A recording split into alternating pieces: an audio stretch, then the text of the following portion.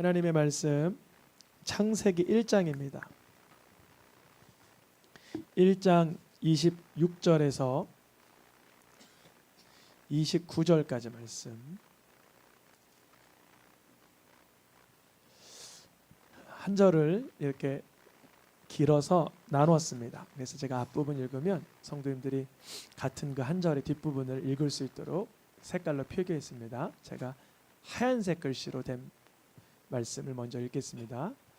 하나님이 이르시되 우리의 형상을 따라 우리의 모양대로 우리가 사람을 만들고 그들로 바다의 물고기와 하늘의 새와 가축과 온 땅과 땅에 기는 모든 것을 다스리게 하자 하시고, 하나님이 자기 형상 곧 하나님의 형상대로 사람을 창조하시되 남자와 여자를 창조하시고 하나님이 그들에게 복을 주시며 하나님이 그들에게 이르시되 생육하고 번성하여 땅에 충만하라. 땅을 정복하라. 바다의 물고기와 하늘의 새와 땅에 움직이는 모든 생물을 다스리라 하시니라. 하나님이 이르시되 내가 온 지면에 씨 맺는 모든 채소와 씨 가진 열매 맺는 모든 나무를 너희에게 주노니 너희의 먹을거리가 되리라. 아멘. 오늘부터 4주 동안 성탄절까지 대림절이라고 합니다. 무슨 절이라고요? 대림절. 예수님께서 2000년 전에 사람의 몸, 즉 아기 예수로 이 땅에 태어나셨는데 이미 역사적으로 지난 일이지만 저희는 이제 재림하실 예수님을 기다리는 마음에 이 대림절, 강림절, 대강절을 지키는 것입니다. 그래서 4주 동안 진행되는데요. 오늘이 그 첫 주입니다. 보통은 앞에 촛불을 하나 켜서 4주차 때 4개를 다 켜게 되는데 하나만 켜니까 안 예쁘더라고요. 그래서 그냥 다 켰습니다. 이 절기의 이 예법을 아시는 분들은 목사님 실수하셨네 그러실 텐데 일단 하나만 켜니까 좀 쓸쓸하더라고요. 그래서 다 켰어요. 그 하나는 고장 나서 못 켰고 그래서 3개만 이렇게 켜 있습니다. 그런 의미가 있다는 거. 4주 동안 진행되면서 이 12월 한 달 주님께서 우리에게 주시는 전체 주제는 읽어보겠습니다. 왜 날 사랑하나? 우리 성도님들이 나는 하나님께 사랑받는 존재야.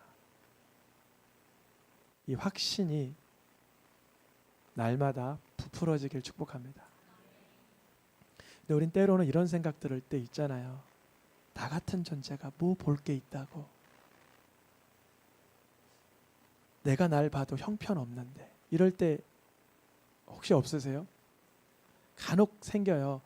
뭐 요즘 시대야 뭐 다 모든 사람이 죄송합니다. 다 잘난 시대이긴 하지만 다 프로필이나 이런 어떠한 자기를 드러내는 시대이긴 하지만 그래도 이상하게도 하나님 앞에 설 때면 내가 참 부끄러운 부분 또 부족한 부분 껍데기 같은 부분 속과 겉이 다른 부분 그런 부분이 있단 말이죠. 그래서 하나님께서 정말 전능하시고 모든 걸 전지하신 아시는 분이라면 나와 같은 사람을 뭐 볼 것 있다고 사랑하시나 이런 사단의 공격이 있습니다.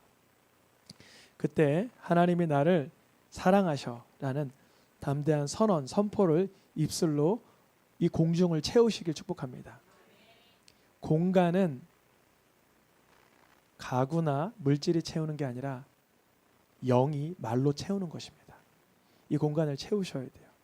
여러분 거니시는 뭐 거실이라든지 직장 사업장이라든지 이 하나님의 언어로 성령이 주시는 그 레마의 말씀으로 선포를 하셔야 돼요.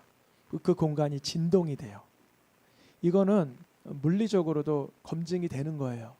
여러분이 말을 하시면 그 공간이 어떻게 될까요? 자연스럽게 떨림이, 진동이, 울림이 있겠죠. 근데 절망과 절규, 낙심과 낭망의 말들, 부정과 불평의 이런 말들이 있으면 그런 진동이 울리겠죠. 그 진동은 파장을 일으켜서 우리의 건강과 환경과 삶의 앞에 날들을 그게 이렇게 영향을 끼칩니다. 그러나 하나님이 날 사랑하셔. 지금도 지켜보고 계시고 일하셔. 그분은 역사하셔.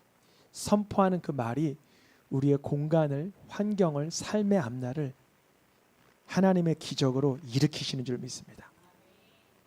왜 날 사랑하나, 이 말씀의 주제로 한 달 동안 어떤 주별로의 제목이 있나 보겠습니다.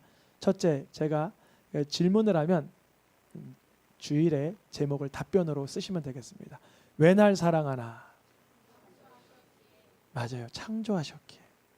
그런데 어떻게 창조하셨기에? 하나님의 모양, 하나님의 형상대로 창조하셨기에. 주님이 천하보다 우리 영혼을 더 귀히 여기는 이유가 뭘까요? 여러분, 내 자녀가 나 닮아서 그 바라볼 때 내가 가지고 있는 모든 것과도 자녀를 바꿀 수 있습니까? 못 바꾸잖아요. 하나님 왜 날 사랑하나?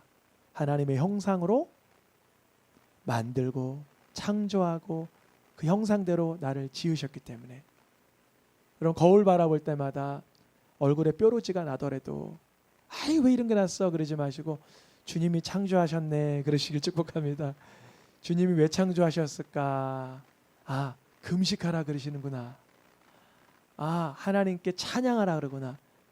여러분, 저도 예전에 막 버짐도 얼굴에 있었고 여드름도 있었는데 피부가 어떻게 하면 좋아지냐면, 잘 따라해 보세요. 금식을 가끔 하시면 좋아요. 때로는 찬양할 때 손바닥을 여기 빨개지도록 착착 치는 거예요. 주님께 부르짖는 거예요. 이 세 가지만 해도 우리 성도님들 다 해와 같이 빛날 줄 믿습니다. 둘째 줄 읽어볼게요. 왜 날 사랑하나? 아하, 왜 타락되고 망가지고 고장난데 사랑하시나? 주님은 우리에게 자유의지를 주시고 우리에게 권한을 주셨을 때 우리가 부패할 것을, 허물로 죄로 죽을 것을 창세전부터 알고 계셨어요. 그런데 우리는 보통 호세아서 말씀에처럼 아내가 나를, 다른 사람을 범죄하고 이렇게 음란을 행하면 우리는 거리를 두고 서로 괘씸하여 용서할 수 없지만, 하나님은 그 호세아서 말씀의 뜻은 뭐냐? 우리가 부패하고 변질되고 타락되었지만 그래서 너를 내가 사랑한다는 거예요. 누구도 사랑할 수 없어요. 옆에 있는 아내도 남편도 사랑할 수 없는 영역까지 하나님은 우리를 사랑하십니다. 우리가 그토록 전인격적으로 전적 타락되었기 때문에 누구도 날 사랑할 수 없어요. 사랑하려고 달려들었다가는 그 가시에 찔린 사람이 한두 명이 아니기 때문에, 우리가 타락되었기 때문에 하나님만큼은 우리를 사랑하십니다. 세 번째 줄 읽어보겠습니다. 왜 날 사랑하나? 하나님은 우리를 하나님의 형상대로 만들어 놓고 타락되었다고 사랑에서만 멈추지 않고 우리를 건져내십니다. 죄의 구렁텅이에서, 시커먼 오염물질에서 우리를 끄집어 올려내십니다. 넷째 줄 읽어보겠습니다. 왜 날 사랑하나? 말씀드렸던 것처럼 에베소서 말씀 기준으로 하나님은 창세, 세상을 만드시기 그 전부터 우리들을 그리스도라는 그분 안에서 택하신 거예요. 타락될지라도, 절망적일지라도 예수의 피라면, 보혈의 능력이라면 누구도 주님은 하나님의 자녀로 들이실 수 있기 때문에 예정하셨습니다. 마지막 주, 왜 날 사랑하나? 2024년 올해 표어가 뭐였죠? 서로 사랑하라. 우리가 하나님의 형상대로 지음을 받고 타락되었지만 구원받아 예정한 대로 그 말씀을 받아들인 뒤에는 이제는 서로 사랑하며 천국을 누리라고 주신 줄 믿습니다. 올해는 성탄절도 그렇고 설날, 신정도 그렇고 다 수요일이더라고요. 먼저 1월 달까지 이제 절기 예배를 예고를 해드리면 오늘 12월 1일인데요. 아직 한참 남았지만 미리 좀 광고를 합니다. 이번 달 성탄 예배는 성탄절 당일 오전 11시에 성탄 예배가 있습니다. 그리고 원래는 송구영신 예배가 있어요. 밤에 11시 정도나 9시 정도. 근데 우리 새생명 성도님의 이런 분포를 보니까 어린아이가 있는 가정이 한 10가정이 돼요. 그리고 70세 넘은 가정이 또 한 10가정이 돼요. 그러다 보니까 밤에 송구영신 예배 드리면 분위기는 나는데 성도님들이 숫자가 많지 않아요. 그러니까 누가 참석하나 누가 참석 못하나 그거를 아파해야 되는 거예요. 주님이 이번에는 지혜를 주시기를 1월 1일이 무슨 날이죠? 수요일인데 휴일이에요. 휴일. 그래서 1월 1일 빨간 날. 직장인들도 원래 1월 31일은 화요일이라 직장 끝나고 급하게 와서 예배 드려야 되는데 그날은 푹 쉬시고 동해안 갔다 오실 분은 그날 갔다 그날 오셔야 됩니다. 해 뜨는 거 보시려면 일출 보시고 바로 오셔야 돼요. 그래서 1월 1일 날 오전 11시에 신년 감사 예배로 새생명교회 개척 이래로 10년 만에 처음으로 신년 감사 예배를 1월 1일 날 드립니다. 원래는 1월 첫 주 주일 날 신년 감사 예배를 드렸는데 원래는 이게 맞죠. 새해 첫날 드리는 것이. 여러 이견들이 있지만 우리 장로님들 당회에서 세 분이 다 마음을 모아서 모든 성도님들이 많이 참석하는 그날이 신년 감사 예배가 되면 좋겠다. 송구영신 예배가 되면 좋겠다 하셔서 이렇게 정했습니다. 기억하시면 좋겠어요. 그날 오셔서 성탄날 선물도 서로 사랑하는 분들 몰래 이렇게 주고받으시고 또 신년 감사 예배 때 서로 떡도 주고받으시고 이러면 좋겠습니다. 다시 오늘 말씀의 제목을 같이 읽어보겠습니다. 왜 날 사랑하나? 창조하셨기에. 하나님은 우리를 어떻게 창조하셨냐면 오늘 말씀 기준으로 창세기 1장 26절, 27절에 이렇게 기록되어 있죠. 우리의 형상, 우리라고 하는 것은 성삼위 하나님을 말합니다. 우리의 모양, 우리의 모양은 성삼위 하나님의 모양을 말해요. 하나님의 형상, 곧 자기의 형상대로 우리를 만드셨어요. 이따 오후 예배 때 간증 영상을 하나 볼 텐데 너무나 은혜가 돼요. 혹시 여러분 알고 계시는 많은 창조과학 쪽 유수한 분들을 아시겠지만 이재만 선교사님이라고 계세요. 혹시 요즘에 그 CGN TV 보시는 분 계실지 모르겠지만 그 연예인 박시은과 진태현이라는 부부가 있어요. 그 두 부부와 1년 동안 CGN에서 미국까지 가서 사부작으로 영상을 찍었는데 그 인도를 이재만 선교사님이 하시는데 그분의 간증입니다. 언제 간증인가? 한 달도 되지 않은 따끈따끈한 간증이에요. 그래서 오후 예배 때 그분의 간증을 들으면 정말 하나님이 우리를 하나님의 형상대로 만드신 거구나. 하나님의 일하심이 정말 기이하구나. 이걸 발견할 수 있을 것입니다. 오후 예배들 많이 참석하면 좋겠습니다. 하나님께서는 하나님의 형상대로 하나님의 모양대로 우리를 만드셨는데 우리는 그 형상과 그 모양을 잊어버리거나 잃어버릴 때가 있죠. 머릿속에서 내가 하나님의 작품이야. 하나님의 피조물이야. 이것을 잊어버리고 망각하여서 내가 신처럼 내가 모든 걸 판결하고 판단하고 입법과 사법을 내가 다 담당하려고 하는 그런 마음이 생길 때가 많죠. 근데 우리는 성경의 기준으로 보면 우리가 입법자예요, 준행자예요? 우린 준행자예요. 말씀을 준행할 자이지 우리가 입법하거나 우리가 판단할 자가 아닙니다. 하나님의 자리에서 내려와서 주님의 말씀에 순종할 수 있기를 축복합니다. 성경에서는 그래서 우리 사람이 이거를 너무 잘 잊어버려서 기억하라고 합니다. 전도서와 베드로 전서에 누구를 기억하라 그래요? 읽어보겠습니다. 창조주를 기억하라. 영혼을 미쁘신 창조주에게 의탁할지어다. 성경에 창조주라는 단어가 단 2번 나오는데 솔로몬과 베드로가 사용했습니다. 창조주를 기억해야 된다. 우리가 창조과학이라는 학문을 통해서 하나님이 세상을 만들었다는 걸 더 검증하고 분명히 하려고 하지만 사실 잘 들어보세요. 아담이 세상을 하나님께서 만드신 걸 모르고 범죄했습니까? 알았죠. 하나님이 세상을 만들었냐 안 만들었냐의 여부보다 사실 중요한 건 그분을 기억하는 거예요. 물론 검증해서 믿음에 도움이 조력이 되겠죠. 좀 보탬이 되겠죠. 그러나 하나님이 세상을 만들었다 하여도 우리의 머리는 아주 하나님을 그 머릿속에서 지워버리려는 그런 죄성을 가지고 있어요. 주님께서 이런 말씀을 주는 거죠. 창조주를 기억하고 나의 영혼을 창조주께 의탁하라는 거예요. 우리의 영혼에 일어나는 일들 중에 수많은 결격 사유가 되는 일들이 있잖아요. 낙심, 낭망, 분노, 증오, 수많은 어두운 것들이 우리의 영혼을 치명타할 때, 강타할 때 주께 의탁해야 되는 거예요. 주님 역사하여 주시옵소서.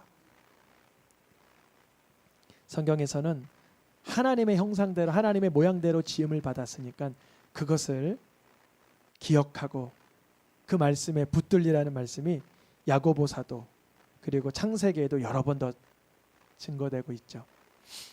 우리 사람이 누구의 형상대로 지음을 받았다고요? 하나님의 형상대로. 누가 기록한 거예요? 야고보. 야고보 사도가 아니죠. 예수님의 젖동생이니까 야고보죠. 야고보. 그리고 창세기에서도 여러 번 하나님은 창조하실 때 유일하게 하나님의 모양대로 창조하신 존재가 사람. 사람은 짐승이 아닙니다. 근데 성경에서는 이런 비유도 해요. 하나님을 떠나면 그 인생이 짐승과 같이 된다. 우리가 하나님을 떠나지 않기를 축복합니다. 주님, 내가 하나님을 의지하고 신뢰하고 기대하고 의탁하며 붙들며 살게 하여 주시옵소서. 하나님은 하나님 자신의 형상대로 그 모양대로 우리를 지으셨습니다. 하나님은 사람만 지으신 것이 아니라 모든 만물을 다 지으셨지만 그 중에 유일하게 하나님의 모양과 형상을 드러내는 존재는 사람만 있습니다. 하나님은 우리 사람이 하나님의 말씀 가운데 지도를 받고 양육을 받기 위해서 특별한 표현을 쓰시죠. 우리는 그의 양이다. 시편 100편 3절 말씀에 그는 우리를 지으셨는데 우리를 지어놓고 방치하신 것이 아니라 우리는 그의 것이요 그의 백성이요 그가 기르시는 하나님 나를 길러주세요. 이렇게 순진하게 순수하게 기도하시길 축복합니다. 나를 길러주세요. 혹시 내가 다 큰 것 같은 분 있으세요? 난 다 컸다. 더 이상 클 거 없다. 그러면 이 말씀이 여러분의 말씀입니다. 이사야 46장 4절. 노년에 이르기까지 그리하겠고 백발이 되기까지 품을 것이니 내가 지었은즉 업고 다닐 것이다. 내가 다 컸다. 나는 더 이상 성장할 때도 없다. 그러지 마시고 주님 오늘 우리를 창조하신 것뿐 아니라 오늘도 길러내십니다. 오늘도 양육하십니다. 특별히 우리 가장 되신 분들 어깨가 얼마나 무겁습니까? 주님이 길러주시고 주님이 업고 다시는 은혜를 경험하길 축복합니다. 저가 그랬어요. 결혼하기 전에는 예수님이 내 남편이라는 말씀이 와닿지 않았는데 아이를 셋 낳고 아내를 섬기고 자녀를 양육하고 교회를 목양하며 주님 앞에 무릎으로 순종할 때 이런 마음이 있더라고요. 나는 누가 돌봐요? 나는 누가 돌봐요? 근데 주님이 내 남편이라 그러니까 감사합니다 그랬어요. 여러분 남자들만 대답해 주세요. 내 남편이 누구예요? 예수님. 아직 이게 익숙하지 않으신 분들은 예수님께 끈끈하게 매달리게 축복합니다. 주님이 내 남편, 나를 업고 다니시는 분입니다. 노년에 이르기까지 백발에 이르기까지 그리하겠고 내가 너희를 품고 업고 다닐 것이라. 왜 날 사랑하나? 내가 지었기 때문에 내가 사랑하는 거라 그러시는 거예요. 정말 저는 뭐 하나 함부로 버리질 못하는 타입이에요.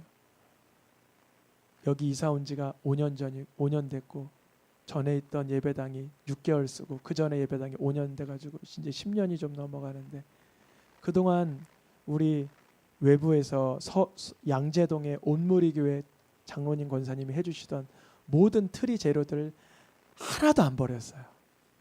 하나도. 여러분 혹시 오늘 예배당 들어올 때 저기 하얀 나무 보셨어요? 그 녀석 언제 만든 것 같아요? 잘 느낌으로는 이번에 만들었나 보네 그러시죠. 여기서 만든 게 아니에요.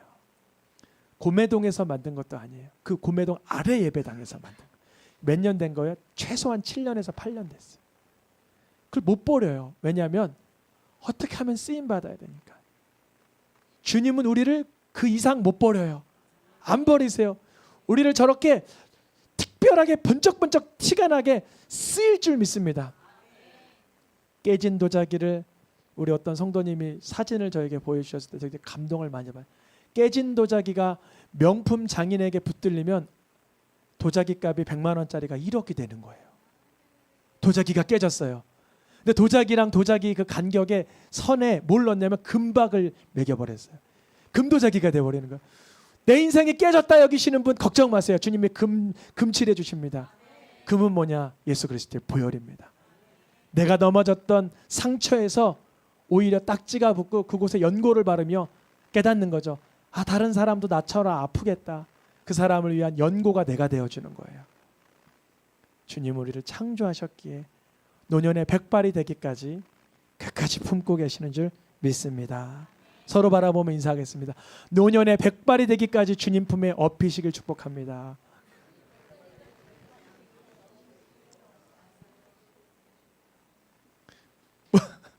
모든 만물은 주님이 지으셨어요.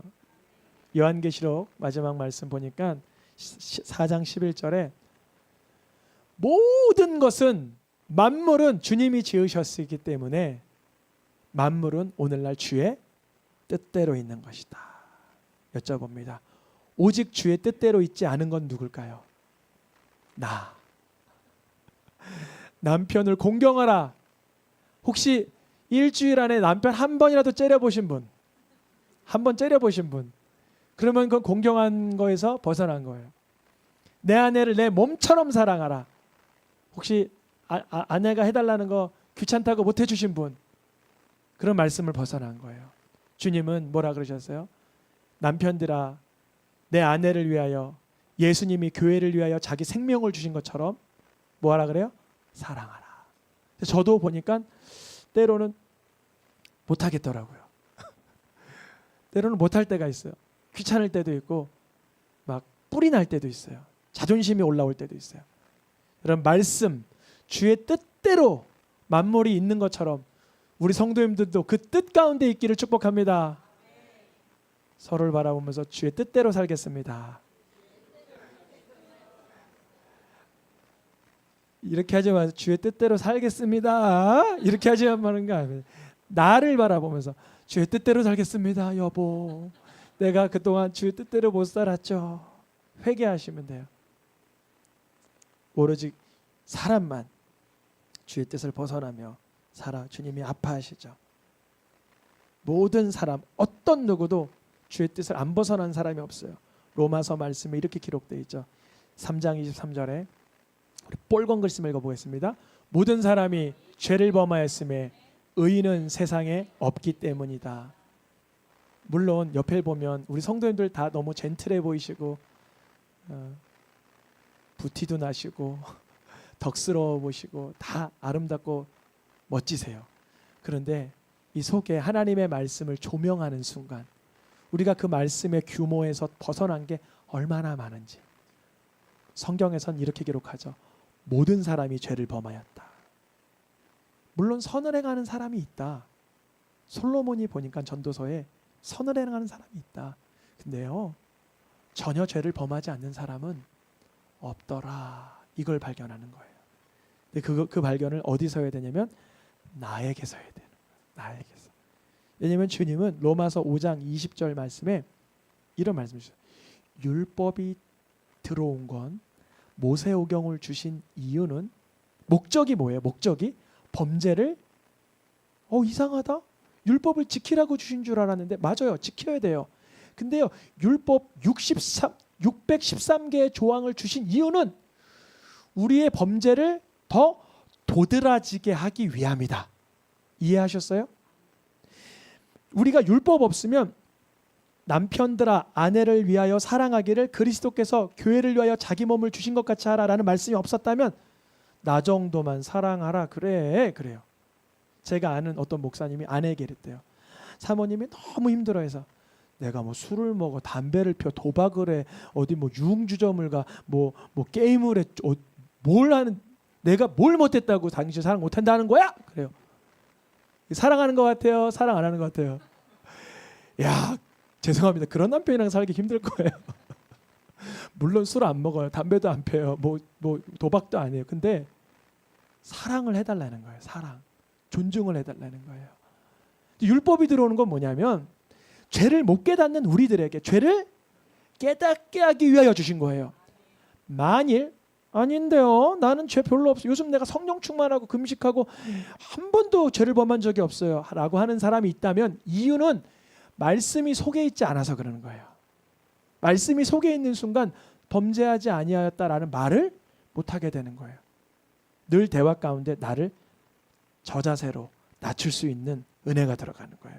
왜냐하면 말씀 앞에 내가 늘 깨어진 부분이 한두 부분이 아니기 때문에 때로는 나태하고 게으르고 때로는 혼미하고 연약하고 정욕적이고 탐욕스럽고 하나님의 뜻선한 하나님께서 원하시는 창조주의 형상을 닮아가지 못하는 나를 발견하기 때문에 주님 앞에 무릎 꿇게 되는 거죠. 주님은 이렇게 말씀하세요. 이렇게 말씀을 읽고도 깨닫지 못하는 사람은 시편 49편 20절에 깨닫지 못하는 사람은 짐승과 별반 다를 수 없다라는 거예요. 그러니까 우리가 하나님 말씀을 통하여 창조를 지음을 하나님의 형상대로 그 모양대로 하나님이 나를 세상에 태어나게 하셨지만 허물과 죄로 죽은 나의 연약함을 인정해야 됩니다. 주님 나는 하나님 말씀 떠난 허약한 자입니다. 그러니 예수의 피로 인하여 나를 구원하신 은혜에 살게 하여 주옵소서. 예수님의 은혜를 오늘도 누리게 하여 주시옵소서. 허물과 죄로 죽었던 것을 알지 못하면 짐승과 별반 다르지 않아요. 다윗은 이러한 고백을 합니다. 시편 19편에 자기 허물을 깨달을 자 누구뇨? 누가 깨닫는 거예요? 말씀이 그 속에 있는 자. 말씀이 속에 있으면 하나님이 나를 지으신 것뿐 아니라 말씀을 통하여 나의 죄성과 나의 부패한 것을 발견하게 되죠. 그리고 주님께 뭐라고 기도해요? 읽어보겠습니다. 41장 4절에 색깔친 부분만 내가 주께 범죄하였사오니 나를 고치소서. 아멘.